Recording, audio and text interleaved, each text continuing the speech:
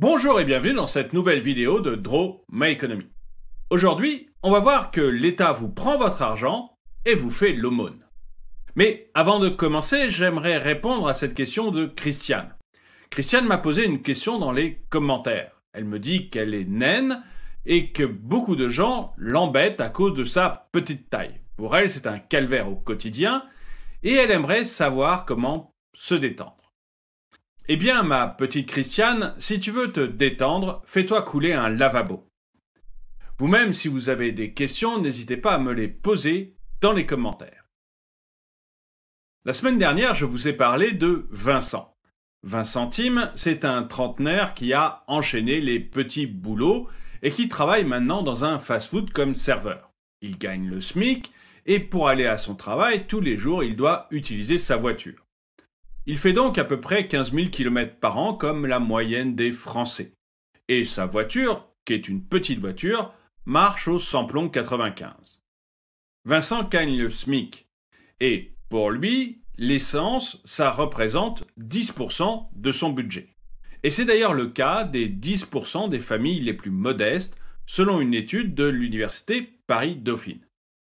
Autant vous dire que quand il a vu que les prix des carburants avaient énormément augmenté, il a eu un véritable problème. Et la semaine dernière, il se demandait encore pourquoi l'État ne faisait rien pour lui. L'État, de son côté, il travaillait activement à trouver une solution, parce qu'il n'a aucune envie de se retrouver face à une crise du type gilet jaune, juste avant les présidentielles. En attendant que le gouvernement se décide, Vincent, ce week-end, a fait ses comptes. Il a vu que le prix du samplon 95 a à peu près augmenté de 7 centimes depuis juillet dernier. Il a donc calculé avec sa consommation d'essence et il s'aperçoit que ça lui a coûté 88 € de plus. Mais ça, c'est uniquement depuis juillet. En fait, en retrouvant une de ses vieilles factures, il s'est aperçu que son samplon 95, il a augmenté de 20 centimes depuis janvier 2021. C'est-à-dire que pour lui, c'est un surcoût de 232 €. Et il se demande jusqu'où ça va aller, si les prix vont continuer à augmenter comme ça régulièrement. D'autant que Vincent, il s'aperçoit qu'actuellement, tout augmente, qu'on est vraiment en période d'inflation. Il s'en est aperçu pour le gaz, il s'en est aperçu pour l'électricité, évidemment pour l'essence, et il s'en aperçoit tous les jours lorsqu'il va faire des courses. Bref, Vincent veut savoir comment l'État va réagir à cette inflation. Et c'est pour ça que hier soir, Vincent était devant la télé pour savoir ce qu'allait lui annoncer le Premier ministre. Et Vincent était tellement motivé pour voir les annonces du Premier ministre qu'il a allumé sa télé un quart d'heure avant. Et il s'est tapé un quart d'heure de patinage artistique. Et pourtant, Vincent, il déteste le patinage artistique. Le patin agace. L'heure est finalement arrivée et Jean Castex a pu faire ses annonces aux 20h à la télé. Et Jean Castex a promis une indemnité inflation de 100 € à Vincent. En fait, il a promis à chaque Français qui gagne moins de 2 000 € net par mois. Et c'est tout à fait le cas de Vincent. C'est d'ailleurs le cas de presque la moitié des Français. Vincent, lui, va toucher cette indemnité en décembre, parce que c'est un salarié du privé, et que ce sont les entreprises qui vont faire passer l'argent. S'il avait été fonctionnaire, il les aurait touchés en janvier. Après avoir entendu Jean Castex, Vincent est un peu mitigé sur cette affaire.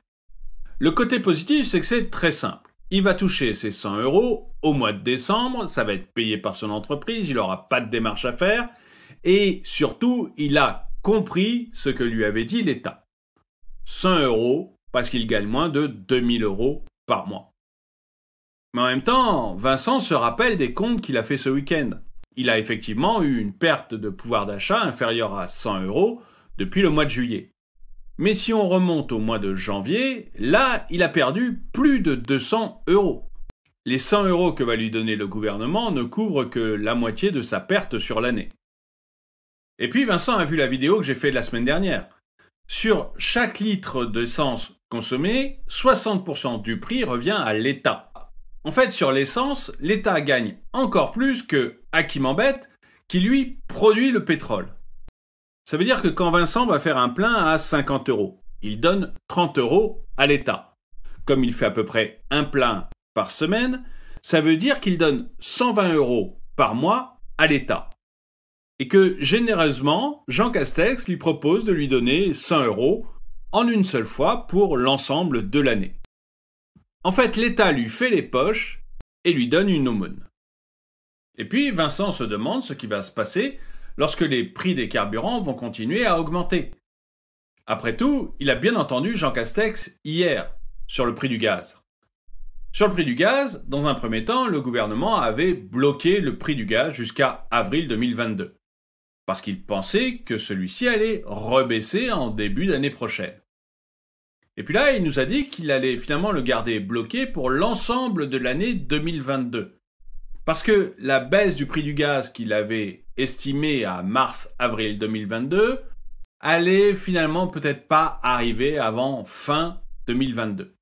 Et ça va être exactement la même chose pour l'essence. Le prix du gaz, il est indexé sur le prix du pétrole, donc on peut tout à fait imaginer que si le prix du gaz ne doit pas baisser sur l'ensemble de l'année 2022, le prix du pétrole, il va probablement pas non plus baisser sur l'ensemble de l'année 2022. Donc Vincent, il est très content de toucher une fois 100 €, mais qu'est-ce qui va se passer en janvier 2022 et en février et en mars et tout au long de l'année? Il aimerait bien une solution qui soit un peu plus pérenne. Et de son côté, le gouvernement, lui, il peut pas lui donner cette solution. Il peut pas lui donner cette solution parce que l'État est obèse. Qu'en fait, il a besoin de cet argent. Il a besoin des 14 milliards que lui rapporte la TICPE. Alors, il veut bien faire un effort de 3,8 milliards d'euros, ce qui correspond à l'argent qu'a accepté de rendre Jean Castex aux Français, mais il peut pas plus. Parce qu'il dépense beaucoup trop d'argent. Et il dépense beaucoup trop d'argent parce qu'il se mêle d'absolument tout. Bref, les annonces de Jean Castex ont laissé Vincent très perplexe. Il ne voit vraiment pas comment va tourner son avenir. Et du coup, il prend une bouteille de vin. Oui, parce que les bouteilles de vin, ce sont des bouteilles qui voient l'avenir. Mais vous, qu'est-ce que vous en pensez ? Et déjà, est-ce que vous avez ressenti l'impact de la hausse de l'énergie dans votre vie ? Est-ce que vous avez peur de l'inflation ? Et puis ensuite, est-ce que vous pensez comme moi que la seule solution, c'est d'avoir un État qui accepte de maigrir, de se mettre au régime, pour pouvoir alléger les taxes, les impôts, les cotisations qu'il fait peser sur les Français? Ou est-ce que vous pensez que ces 100 € donnés à tous ceux qui touchent moins de 2000 € par mois, c'est une bonne chose et que c'est la direction que doit prendre l'État? Dites-le moi dans les commentaires. Et le dicton du jour. Ce n'est pas en coupant les oreilles d'un âne qu'on en fera un cheval de course. Merci d'avoir regardé cette vidéo, mettez-lui un pouce vers le haut, commentez-la, partagez-la. Merci à tous ceux qui ont souscrit à la chaîne et je vous dis à très bientôt.